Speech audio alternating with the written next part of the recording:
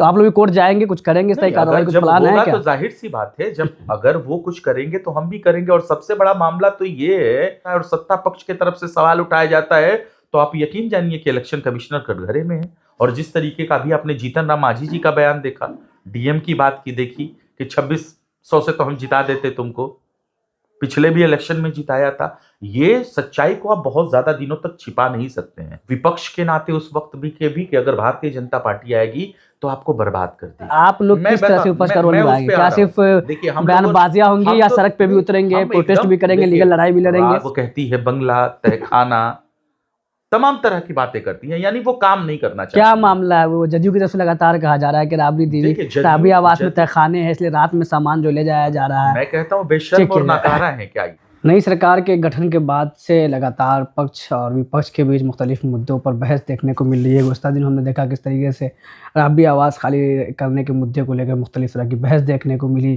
कभी तेजस्वी यादव जी को भारतीय जनता पार्टी की तरफ से ढूंढा जा रहा है, तो कभी हिजाब कानून और दूसरे मुद्दों को लेकर विपक्ष जो है सरकार को घेर रहा है। हमारे साथ इस वक्त राष्ट्रीय जनता दल के प्रवक्ता अर्जुन साहब मौजूद है। कल ही आप लोगों ने देखा होगा किस तरीके से इन्होंने जा करके दिवेश चंद्र ठाकुर के, जो कि सांसद है सीतामढ़ी से, उनके आवास पर, और संजय झा जो कि राज्यसभा के सांसद है, जनता दल यूनाइटेड के कार्यकारी अध्यक्ष है, इन लोगों के आवास पर जा करके इन्होंने सवाल खड़ा किया कि आखिर जब ये सांसद बन चुके हैं, दिल्ली में इनको आवास दिया जा चुका है, तो पटना में किस हक से इनके पास आवास मौजूद है, इनका आवास छीना क्यों नहीं गया? इन सब मुद्दों पर इनसे हम बात करने की कोशिश करेंगे। सबसे पहले साहब आपका इस्तकबाल है इंसाफ टाइम्स पर। जी बहुत बहुत शुक्रिया आपका। अरुण साहब, सबसे पहला तो मेरा सवाल ये होगा कि शपथ लेने के बाद नेता प्रतिपक्ष सेशन में नज़र नहीं आए थे, उसके बाद लगातार जो है जदयू की तरफ से, सत्ताधारी पार्टियों की तरफ से, भाजपा की तरफ से बहुत ज़्यादा घेरा जा रहा है कि तेजस्वी यादव कहाँ है, उनको लापता घोषित किया जा रहा है। कहाँ है तेजस्वी यादव, और क्या अब जो सेशन होने जा रहा है उसमें वो मौजूद रहेंगे? आपके दो सवाल थे कि आपने शपथ के बाद वो कहाँ चले गए, और दूसरा कि जनता दल यूनाइटेड की तरफ से घेरा जा रहा है या सत्ता पक्ष की तरफ से घेरा जा रहा है। तो सबसे पहले मैं बताऊं कि उन्होंने शपथ लिया, 2 दिनों तक वो थे विधानसभा के अंदर। उसके बाद अपने लोगों के व्यक्तिगत कारण होते हैं, और ये ज़रूरी नहीं है कि हर कारण को बता के कहीं जाया जाए। बहुत लोगों के आपसी व्यक्तिगत मामले होते हैं, उन व्यक्तिगत मामलों की वजह से गए। कैबिनेट के कितने मंत्री हैं जो सत्ता पक्ष के हैं, जो कि नहीं है? क्या हम उनके ऊपर सवाल उठा रहे हैं? ये हमारे आईक्यू लेवल के अंदर और उनके आईक्यू लेवल के अंदर ये फर्क है। दूसरी बात कि आप सत्ता पक्ष में हैं, जिस भी तरीके से आप आए हैं, मैनिपुलेटेड तरीके से आप आए हैं, मशीनरी मैनेजमेंट के तरीके से आए हैं, ज्ञानेश्वर कुमार की मेहरबानी से आए हैं, जैसा कि आपको पता होगा कि उनका प्रमोशन भी हो गया, उनको इनाम मिला है। आप जिस भी तरीके से आए हैं हम एक्सेप्ट करते हैं। आपको सत्ता पक्ष में बैठे हैं, आप सत्ता पक्ष में हैं, तो आप लफाजी क्यों करते हैं, शब्दों की जादूगरी क्यों करना चाह रहे हैं? और बिहार के जो मेन मुद्दे हैं, जिस तरीके से आपने गोल मटोल किया है 20 सालों में, 25 से 30 भी क्या आप वही करने वाले हैं? सवाल ये बनता है। सवाल ये इसलिए बनता है कि जो 1,90,000 जो बची हुई राशियां हैं, हम विपक्ष के नाते, प्रवक्ता होने के नाते, हमारे और भी जितने विधानसभा के अंदर जो नेता थे, नेता प्रतिपक्ष के अंदर में जो आते थे, उन्होंने अपनी दावेदारी पेश की, दर्ज की, और हम हमेशा से सवाल सत्ता से करते हैं। हमने पूछा कि ये बताइए कि 1,90,000 बची हुई राशियां महिलाओं के खाते में कब जाएगा? तो आप लफाजी करते हैं, आप कहते हैं कि लीडर ऑफ ओपोजिशन कहाँ है। हम कहते हैं आप काम करिए, मुद्दे पर आइए। अगर मुद्दों पर नहीं आएंगे तो आपका गिरेबान पकड़ के लेके आएंगे और आपसे बिहार के मुद्दों पर काम करवाएंगे। जिस तरीके से हमने मैनिफेस्टो अपने जारी करने से पहले जो जो चीजें कही थी, आपको करना पड़ा। पहला सवाल। दूसरा, आंदोलन होता है बिहार प्रदेश में कुछ ही महीने के बाद, इलेक्शन खत्म होने के बाद, शपथ लेने के बाद नीतीश कुमार जी के, और आंदोलन होता है नालंदा में, जो उनका गृह जिला है, और वहां की महिलाएं कहती हैं हमारे अकाउंट में पैसे नहीं आए हैं। कितने पुरुषों के अकाउंट में पैसे चले गए, उन पुरुषों के पास लव लेटर लिखा जा रहा है कि आप वो 10,000 रुपए हमको दीजिए। हम कहते हैं आपको ऐसी क्या हड़बड़ी थी कि आपने तो पहले election commissioner, code of conduct लागू हो गया था, इलेक्शन कमिश्नर ज्ञानेश कुमार के प्रेस कॉन्फ्रेंस करने से आधे घंटे पहले कोड कंडक्ट लागू होने के बाद आपने देश के कार्यपालिका, न्यायपालिका, विधायिका, सबके ऊपर आपने सवाल उठाया। इस देश के लोकतंत्र को, संविधान को अपने ताक पे रख के 10-10 हजार महिलाओं के खाते में डालें, और हड़बड़ी ये थी आपको जीतने की कि आपने पुरुषों के खाते में डाल दिया। पहला गलती। आंदोलन होता है, महिलाएं कहती हैं कि हम लोगों के अकाउंट में पैसे नहीं आया, उनके अकाउंट में पैसे डालिए। कितनी महिलाएं ये कहती हैं, हजारों की संख्या में, कि हमको 10,000 रुपए मिले हैं, बाकी राशि कब मिलेगी?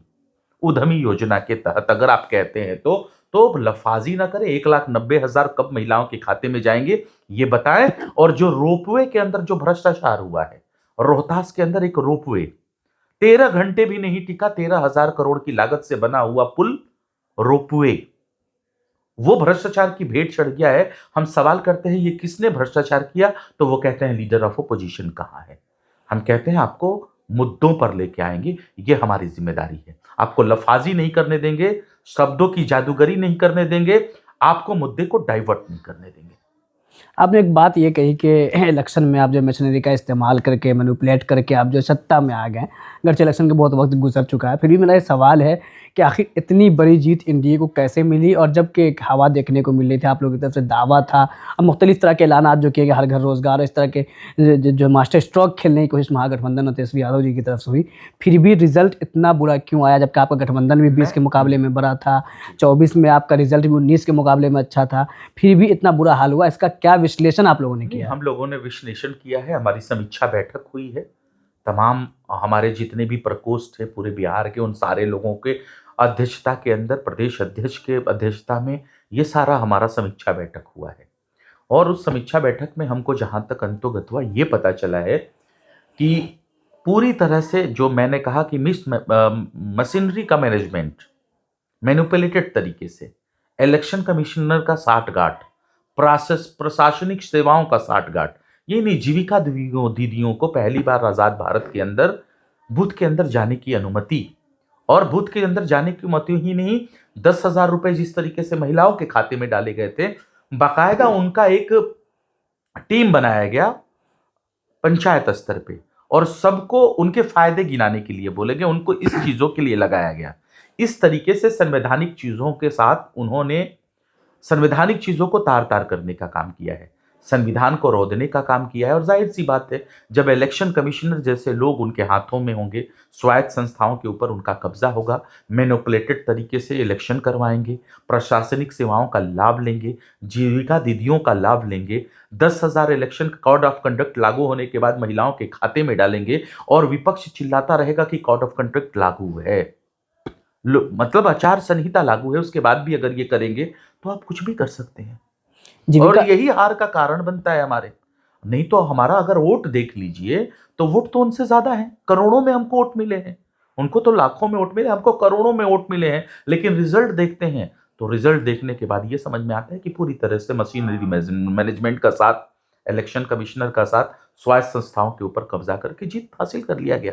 प्रशांत किशोर ने एक आरोप ये लगाया है कि ईवीएम का इस्तेमाल किया गया। उनका ये कहना, उन्होंने कहा कि जब हमने वहाँ मधुबनी में उपेंद्र कुशवाहा जी के कैंडिडेट का सर्वे करवाया तो वहाँ पे लोग ना उनको पहचान रहे थे, ना उनकी पार्टी का नाम जान रहे थे, ना उनका सिंबल जान रहे थे, फिर भी वहाँ से उनकी पार्टी के कैंडिडेट जीते। देखिए इसको आप किस नजर से देखते हैं? देखिए 2-3 सवाल हैं प्रशांत किशोर के ऊपर। मुझे नहीं लगता है कि उनके बातों को महत्व देना चाहिए। वो जिस मिशन पे आए थे वो अपने मिशन पे कामयाब हैं, और 2-3 सवालें छोड़ के पिछले इलेक्शन में वो गए हैं। उन्होंने अशोक चौधरी, सम्राट चौधरी के ऊपर मुकदमा, मानहानि का मुकदमा उनके ऊपर हुआ, उन्होंने तमाम खुलासे किए। उसके बाद क्या हुआ? क्या वो चीज़ें हुई? आज उन चीज़ों का नाम है और वो एकाएक खामोश क्यों हुए? क्या ये मैनिपुलेटेड तरीका था उनका भी? हम लोगों ने शुरुआत से कहा कि आदरणीय प्रशांत किशोर जी, जब भारतीय जनता पार्टी हमारा सामने से मुकाबला नहीं करती है तो ऐसे अस्त्र शस्त्र को भेजती है, और उसी के अस्त्र शस्त्र पे काम आए हैं। बिहार की जनता ने खैर उनको आईना दिखाया है, 0-0 पे समेट दिया है, लेकिन भारतीय जनता पार्टी के हाथों को उन्होंने मजबूत किया है। तो इसलिए मैं नहीं चाहता कि उनके किसी भी बातों पे जवाब दिया जाए। मुझे नहीं लगता कि बिहार प्रदेश के लिए वो महत्वपूर्ण मुद्दा है। अच्छा, आपने जैसे कहा कि जीविका दीदियों को इजाजत दिया गया, ऑफिशियली तो उनको इजाजत नहीं थी, लेकिन बूथ पे उनको जाते हुए बाकायदा बाकायदा उनको इजाजत थी। और देखिए, मैंने कहा कि आजाद भारत में जब से इलेक्शन हो रहा है इस देश के अंदर, पहली बार जीविका दीदियों का बूथ के अंदर बाकायदा ड्यूटी लगी है। तो इस पे आपने, विपक्ष ने, कोड ऑफ कंडक्ट के बाद ही पैसे जाते रहे, इलेक्शन के दिन तक जाते हम लोग लगातार विरोध आप लोगों ने करते किस रहे तरह हैं। से विरोध किया? सिर्फ लेटर्स लिखे हैं? हम लोगों ने इलेक्शन कमिश्नर के पास हम लोग गए हैं, मिले हैं, हमारी पूरी कोऑर्डिनेशन कमेटी की टीम गई है, लेकिन हमको उस तरीके का जवाब उस टाइम भी नहीं मिला। हमारे बयान उस कल भी आ रहे थे, आज भी आ रहे हैं कि इलेक्शन कमिश्नर के पास हम लोगों ने गई, प्राथमिकता दर्ज करवाई, बहुत सारे हम लोगों ने लेटर्स लिखे, उसका जवाब आज तक नहीं मिला। अच्छा, 2-2 ईपीआईसी नंबर का मामला चल रहा था, इलेक्शन था कि आजाद भारत में जब से इलेक्शन हो रहा है इस देश के अंदर, पहली बार जीविका दीदियों का बूथ के अंदर बकायदा ड्यूटी लगी है। तो इस पे आपने, विपक्ष ने, कोड ऑफ कंडक्ट के बाद ही पैसे जाते हैं, इलेक्शन के दिन तक जाते हैं। हम लोग लगातार आप विरोध लोगों ने करते किस रहे तरह हैं। से विरोध किया? सिर्फ लेटर्स लिखे हैं? हम और लोगों ने इलेक्शन कमिश्नर के पास हम लोग गए हैं, मिले हैं, हमारी पूरी कोऑर्डिनेशन कमेटी की टीम गई है, लेकिन हमको उस तरीके का जवाब उस टाइम भी नहीं मिला। हमारे बयान वो कल भी आ रहे थे, आज भी आ रहे हैं कि इलेक्शन कमिश्नर के पास हम लोगों ने गई, प्राथमिकता दर्ज करवाई, बहुत सारे हम लोगों ने लेटर्स लिखे, उसका जवाब आज तक नहीं मिला। अच्छा, 2-2 ईपीआईसी नंबर का मामला चल रहा था, इलेक्शन खत्म, क्या वो मामला खत्म हो गया? आप इसी से समझ सकते हैं कि इलेक्शन कमिश्नर की और भारत सरकार की क्या मंशा थी। 2-2 एपीआईसी नंबर कितने लोगों को दिखाती है, इलेक्शन के अंदर उसका बेनिफिट लेने की कोशिश करती है, लोगों को पोलराइजेशन करती है, पोलराइजेशन ध्रुवीकरण भी कर लेती है। लेकिन आज क्या कर रही है इलेक्शन कमीशन? क्या इलेक्शन खत्म हो गया तो सारी चीजें खत्म हो गई? क्या उसके ऊपर अब बातें नहीं होगी? रोहिंग्या, पाकिस्तान, बांग्लादेश अब नहीं होगा? ये सारे सवाल हैं जो मैं आपके ऊपर छोड़ता हूं, आपके दिमाग के ऊपर छोड़ता हूं, विवेक के ऊपर छोड़ता हूं, बुद्धि के ऊपर छोड़ता हूं, और बिहार प्रदेश के एक एक नौजवान के विवेक पे मैं छोड़ता हूं कि ये सवाल क्या खत्म हो गए? इलेक्शन खत्म, सवाल खत्म। यानी कि आपको सिर्फ ध्रुवीकरण के नाम पे, ईपीआईसी नंबर के नाम पे, आचार संहिता के नाम पे सिर्फ आपको ध्रुवीकरण करने की कोशिश थी सत्ता पक्ष की, और कुछ नहीं था। कांग्रेस के पूर्व प्रत्याशी रहे बराली से महागठबंधन है तौकीर आलम, और कई सारे उनके जो प्रत्याशी, उनके नेता हैं, वो हाईकोर्ट गए हैं इलेक्शन कमीशन के खिलाफ कि इलेक्शन में किस तरीके से धांधली हुई, किस तरीके से मशीनरी का इस्तेमाल हुआ और दीगर चीजें उसको लेकर के। आप लोग इस बारे में क्या कुछ सोच रहे हैं? आरजेडी और हम लोग तो साफ कह रहे हैं कि जब एसआईआर हो गया, एसआईआर के बाद अगर ऐसी चीजें आती हैं तो सबसे पहले तो खड़ा है इलेक्शन कमीशन कटघरे के अंदर। तो आप लोग भी कोर्ट जाएंगे, कुछ करेंगे, इस तरह की कार्रवाई, कुछ प्लान है क्या? तो जाहिर सी बात है, जब अगर वो कुछ करेंगे तो हम भी करेंगे। और सबसे बड़ा मामला तो ये है कि एक तरीके से एसआईआर लागू 28 दिन 30 दिनों के अंदर प्रक्रिया हो गई। एसआईआर के बाद भी अगर ऐसा कुछ होता है और सत्ता पक्ष की तरफ से सवाल उठाया जाता है तो आप यकीन जानिए कि इलेक्शन कमिश्नर कटघरे में है। और जिस तरीके का भी आपने जीतन राम मांझी जी का बयान देखा, डीएम की बात की देखी कि 2600 से तो हम जिता देते तुमको, पिछले भी इलेक्शन में जिताया था। ये सच्चाई को आप बहुत ज्यादा दिनों तक छिपा नहीं सकते हैं, और वो सच्चाई कैबिनेट के स्तर के मंत्री हैं जीतन राम मांझी जी, उनके मुंह से निकल गया।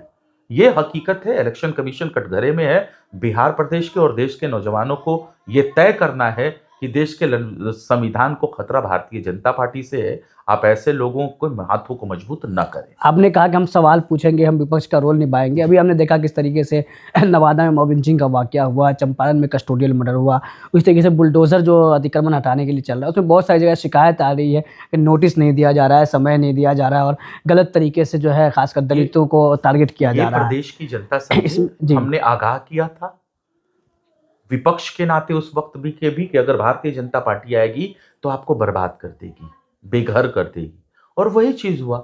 अब ये बताइए ये कैसा दोगलापन है? तो इस पर आप लोग किस तरह से विपक्ष का रोल निभाएंगे? क्या सिर्फ बयानबाजियां होंगी या सड़क पे भी उतरेंगे, प्रोटेस्ट भी करेंगे, लीगल लड़ाई भी लड़ेंगे? राष्ट्रीय जनता दल आंदोलन से जन्मी हुई पार्टी है।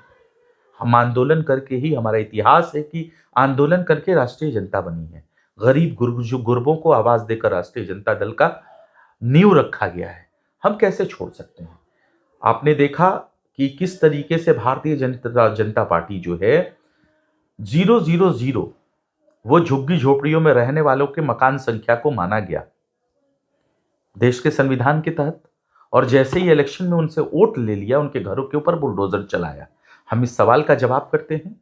हमने, राष्ट्रीय जनता दल ने, मैंने करीब कुछ नहीं तो 20-25 मीडिया के सामने उन बातों को उठाया, नवादा मॉब लिंचिंग के ऊपर, हिजाब के ऊपर। लेकिन ये सब सवालात इतने बड़े हो गए और इतनी सत्ता पक्ष को इसका ठेस पहुंचा कि आज वो लफाजी करती है। वो कहती है बंगला, तहखाना, तमाम तरह की बातें करती है, यानी वो काम नहीं करना चाहती। क्या मामला है? वो जदयू की तरफ से लगातार कहा जा रहा है कि राबड़ी दीदी, राबड़ी आवास में तहखाने हैं, इसलिए रात में सामान जो ले जाया जा रहा है। मैं कहता हूँ बेशर्म और नाकारा है क्या ये? सरकार इनकी, शासन इनका, सत्ता इनका इससे पहले भी था, तो आखिर ये चुप क्यों बैठे हुए हैं? अगर है तो क्या इनकी मंशा सिर्फ अमर्यादित टिप्पणी करना है या काम भी करना है? ऐसे ही ये लफाजी करेंगे आपने क्या खुलासा किया, कुछ आवास वगैरह मैं भी बोले? तो गया था कि देवेश चंद्र ठाकुर जी जो है और संजय झा जी हैं, जीतन राम मांझी जी है, मैं रात के 10 बजे उनके घर बंगले को टिटोल रहा था कि आखिर में ये तो कुछ है नहीं बिहार प्रदेश में, ये सांसद है, इनका बंगला जो है अलॉट है दिल्ली के अंदर, ये 1.5 सालों से क्या मोह है, क्या कोई तहखाना है क्या? मैं वो ढूंढ रहा था रात के 10 बजे के करीब, 11 बजे के करीब, और सोच रहा था कि इस सर्दी के ठंडे में आखिर मसला क्या है, मामला क्या है? क्या बिहार प्रदेश में जितने पुल पुलिया का करप्शन हुआ उसका पैसा आके उसी तहखाने में रखा जाता है क्या? मोह तो उनको होना चाहिए। ये डबल स्टैंडर्ड क्यों है? गरीबों के मसीहा आदरणीय लालू प्रसाद के ऊपर आप कहते हैं कि वो बंगला खाली करो, और एक तरफ जीतन राम मांझी जी हो गए, कैबिनेट के मंत्री हैं, उनको दिल्ली में अलॉट है, संजय झा दिल्ली में अलॉट है, देवेश चंद्र ठाकुर सांसद है सीतामढ़ी के, दिल्ली में अलॉट है 1.5 सालों से ज्यादा, जीतन राम मांझी जी का उससे भी ज्यादा दिनों से, वो किस हिसाब से, किस हैसियत से, किस संविधानिक प्रक्रिया की हैसियत से वो रह रहे हैं? हमको तो साफ यही समझ में आता है कि जितना भी बिहार का करप्शन का पैसा है, चाहे वो शराब माफियाओं का पैसा है, बालू माफियाओं का पैसा है, नीट पेपर लीक माफियाओं का पैसा है, या फिर आपको पुल पुलिया में जो करप्शन हुआ है, जो रोपवे में करप्शन हुआ है, कोई तहखाना है क्या इन लोगों के बंगले के अंदर? ऐसा मोह माया है कि उसमें ये वो पैसा छिपा के रखते हैं, वही जानने की मैं कोशिश कर रहा था। तो सवाल तो इनके ऊपर उठता है। हम तो कहते हैं वो सरकारी चीजें हैं, सरकारी मामला है, भवन निर्माण को जो भी करना होगा हम करेंगे, जो भवन निर्माण को करना होगा भवन निर्माण करेगी, इसमें किंतु परंतु क्या है? लेकिन इसको आप क्यों इश्यू बनाना चाहते हैं? इश्यू इसलिए बनाना चाहते हैं कि बिहार के लोगों को जो मूल मुद्दे हैं उनसे उनको भटकाया जाए। आखिरी सवाल मेरा ये है कि सोशल मीडिया पर इन दिनों देखा जा रहा है, बहुत सारे न्यूज़ पेज, यूट्यूबर्स की तरफ से ये चलाया जा रहा है कि राज्यसभा और एमएलसी चुनाव में एमआईएम और आरजेडी के बीच कुछ बातचीत चल रही है, जिसमें राज्यसभा के चुनाव में एमआईएम के जो एमएलएज एमपीज हैं वो सपोर्ट करेंगे राजद को, और एमएलसी सीट एक जो है वो राजद की तरफ से एमआईएम को दिया जाएगा, उसमें एमआईएम सपोर्ट करेगी। कैंडिडेट्स के नाम भी चल रहे हैं, हिना साहब के नाम और रणजीत सिंह के नाम। ये कौन सा नया चीज है? सेकुलर पार्टी अपने आप को एमआईएम कहती है, हम भी उसको कहते हैं, हम भी सेकुलर्स पार्टी हैं। तो आखिर में वो अगर हमको या वो नहीं अगर सपोर्ट करेंगे, या हम अगर उनको नहीं करते हैं इन सब चीजों पे, और हमेशा से करती आई है, तो किसको करेंगे? क्योंकि वो भी सेकुलर पार्टी। कुछ बातचीत हो रही है कैसे इस बारे में चर्चा हो रहा है? अभी तो बातचीत नहीं है जहां तक मेरी कोई जानकारी है, लेकिन अगर जो आपने सवाल किया उस सवाल का मैं जवाब देता हूं। इससे पहले भी ये एमआईएम ने हमको सपोर्ट किया है, इसलिए कि वो सेकुलर्स पार्टी है, और सेकुलर पार्टी रहने के नाते उनका दायित्व है कि वो सेकुलर पार्टी को सपोर्ट करे, तो वो करती है। इसमें उनका भी बेनिफिट है, हमारा भी बेनिफिट है। जितनी भी सांप्रदायिक शक्तियां हैं उनको दूर करने के लिए करना पड़ेगा उनको। लेकिन आप कह रहे हैं सेकुलर पार्टी होगी, लेकिन बहुत सारे जो आरजेडी कांग्रेस से जुड़े हुए कुछ लोग हैं वो बाज़ दफ़ा ये कहते नजर आए हैं कि वो भी एक कम्युनल पार्टी है, जैसे भाजपा एक कम्युनल पार्टी है। देखिए सवाल फिर आप सेकुलर कर रहे हैं, जब कांग्रेस कई जगह अलायंस कर चुकी है एमआईएम के साथ। दो तरीके का मामला है, दो तरीके का मामला। मैं इसलिए कहता हूं कि जब भी लगता है एमआईएम को अपने आप को वो सेकुलर पार्टी कहती है, ये इसमें कोई शक नहीं है, वो खुद कहती है, और जब वो सेकुलर पार्टी कहती है तो सेकुलर पार्टियों को ही वो अपना वोट ट्रांसफर करेंगी। लेकिन जब अगर हम देखते हैं इलेक्शन के दौरान कि दो धड़ा है इस देश के अंदर, पहला धड़ा है जो कहता है पूरी तरह से लोगों को हिंदुत्व के मुद्दे पर लेके आता है, सनातन को पीछे छोड़ देता है, और जो मुस्लिम समुदाय है, जो यहाँ के अल्पसंख्यक समुदाय है, उनको गाली देता है, मंचों से गाली दी जाती है, 80% के वोट नहीं लेने की बात की जाती है, आए दिन लीचिंग हो जाती है। तो एक तरीके से समझ में आता है कि वो 80 और 20 क्यों करना चाहते हैं, क्योंकि वो ध्रुवीकरण करके हिंदुओं का, बहुसंख्यकों का वोट साथ में लेना चाहते हैं, और इस देश के उनको संविधान से, लोकतंत्र से कोई मतलब नहीं है। 80% उनके साथ में हो जाते हैं तो ऑटोमेटिक इलेक्शन जीत जाते हैं, ये खुद उन लोगों ने कहा। दूसरी तरफ एक खड़ा है जो कि कहती है कि सेकुलर्स पार्टी है, लेकिन जब इलेक्शन के दौरान हम देखते हैं तो सबसे ज्यादा मुसलमानों के हसब खा होकर मुसलमानों को गाली दिया जाता है। तो बताइए कि उनमें और उनमें क्या फर्क रह जाता है? ये भी कम्युनलाइज करते हैं, लोगों को भाषण देते हैं, तकरीर करते हैं, जिसमें जज्बाती भाषण होते हैं, लोगों को रिझाने की बातें होती हैं। जिस तरीके से वो राम का नाम लेते हैं, भगवान का नाम लेते हैं, आप भी नाम लेते हैं। ये कंट्रोवर्सी है, ये फर्क है, और ये इसलिए हम ये बातें ये कहनी पड़ती है कि आप लोगों को बरगलाइए मत, धर्म के नाम पे, जाति के नाम पे, संप्रदाय के नाम पे आप मत बरगलाइए। आप सामाजिक कारणों से आए हैं, आप राजनीति में हिस्सा लेने के लिए हैं, राजनीति सबके लिए होनी चाहिए। क्या अगड़ा, क्या पिछड़ा, क्या हिंदू, क्या मुसलमान, क्या क्रिश्चियन, क्या पारसी, क्या ईसाई। लेकिन जब आप कम्युनलाइज होने लगते हैं, इसी को ध्रुवीकरण कहते हैं। और हम ये नहीं चाहते हैं। हम चाहते हैं कि अमन और शांति के लिए किया जाए देश में। जैसे आपको मैं एक उदाहरण दूंगा, देश आजाद हो चुका था और देश आजाद होने के बाद राजेंद्र प्रसाद जी इस देश के पहले राष्ट्रपति थे, सही कह रहा हूं ना मैं? नेहरू जी थे, नेहरू जी इस देश के प्रधानमंत्री थे। उन्होंने कहा कि सोमनाथ बहुत पुराना इतिहास है मंदिर का, उन्होंने कहा कि कुछ चीजों का मैं जा रहा हूं शिलान्यास करने। उनको नेहरू जी ने बाकायदा रोका, कहा कि आपका काम, ये काम जो धर्मावलंबियों का है, ये काम मंदिर के मठाधीशों का है, चर्च के पादरी का है, या किसी अगर मुस्लिम संबंधित अगर होगा तो किसी मदरसे के इमाम मौलवी का है, मस्जिद के इमाम का है। आप एक सामाजिक कार्यकर्ता हैं और समाज में आपको सबके लिए काम करना है, इसलिए आप जाइए भाखड़ा नागड़ा पुल का उद्घाटन करिए। भाखड़ा नागड़ा पुल बना, आज देखिए IIHM IIT देता है और सबसे ज्यादा वहां के बच्चे होते हैं। उन्होंने एक देश में नजीर पेश किया और यही सामाजिक कार्यकर्ता का काम होना चाहिए। किसी भी राजनीतिक पार्टी का काम यही होना चाहिए कि धर्म संप्रदाय से ऊपर उठकर काम करे। लेकिन अब वो भारतीय जनता पार्टी नहीं करती है। और अगर दूसरी तरफ आप भी अगर उसी तरह से कम्युनल हो जाएंगे तो सबसे बड़ा सवाल है कि इस देश के अमनप्रस्त लोग कहां जाएंगे? वो पिस जाएंगे। इसलिए थोड़ी सी ये चीजों में डिफरेंसेस है। बहुत शुक्रिया। तेजस्वी यादव कहाँ गए हैं, भाजपा की तरफ से ढूंढा जा रहा है। कुछ पर्सनल वजूहात की वजह से उनको जाना पड़ा है कहीं भी, हर किसी के पर्सनल वजूहात होते हैं। MIM की तरफ को लेकर सोशल मीडिया पे जो बातें चल रही है उसके इम्कान से इन्होंने इनकार नहीं किया है आरजू साहब ने। यकीनन मुख्तलिफ स्टेट में अगर हम देखें, जैसे तेलंगाना में कांग्रेस का MIM के साथ मुख्तलिफ टाइम पर गठबंधन रहा है, अभी भी बाई पोल में जो है सपोर्ट MIM ने किया, और MLC चुनाव में MIM को कांग्रेस ने सपोर्ट किया था। मुख्तलिफ स्टेट्स में मुस्लिम लीडरशिप वाली जो पॉलिटिकल पार्टीज़ हैं उनके अलाइंसेस होते रहे। ISF का बंगाल में लाइंस है कांग्रेस के साथ, CPM के साथ, इस तरीके से social democratic party of India के साथ कर्नाटका में JDS का, बसपा का और दीगर स्टेट में कांग्रेस का भी अलाइंस होता रहा है। तो ये कोई नई बात नहीं है, लेकिन बहुत सारे उसको कम्युनल नज़र से देखने लगते हैं मुस्लिम लीडरशिप वाली पार्टीज़ को भी, जबकि किसी पार्टी का अध्यक्ष मुस्लिम या दलित या आदिवासी का होना ये कम्युनल नहीं है। लैंग्वेज जो है वो कम्युनल हो सकता है, पॉलिटिक्स जो है वो कम्युनल हो सकती है। बहरहाल मुख्तलिफ मुद्दों पर आरजू साहब के साथ हमारी डिटेल में बात हुई है। कैमरा पर्सन मोहम्मद महताब आलम के साथ मोहम्मद सैफुर रहमान।